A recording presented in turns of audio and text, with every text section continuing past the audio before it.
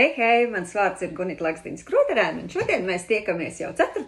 rubrikas Darīt ir radīt, jeb nejaušība nav sērijā. Un šodien es vēlos ar jums parunāt par loģiku.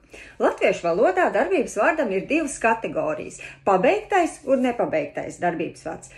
Krist, nokrist, iet, aiziet, rakstīt, uzrakstīt. Ja tavs mērķis ir, piemēram, uzturēt sevi fiziskā formā vai trenēt meistarību kurā citā jomā, tu dari to regulāri un ilgstoši. Savukārt, ja tavs mērķis ir konkrēts, izmērāms rezultāts, piemēram, noskriet 5 kilometrus, nomest 5 kilogramus vai uzrakstīt grāmatu, tad vienā brīdī šis darbiņš tev ir jāpabeidz. Padomā, vai tu dari kaut ko savu mērķu virzienā vai tikai sapņo, jo tikai retajam no mums visu pienesus paplātīts. Lielākajai daļai ir jāceļas, jāiet un jādara.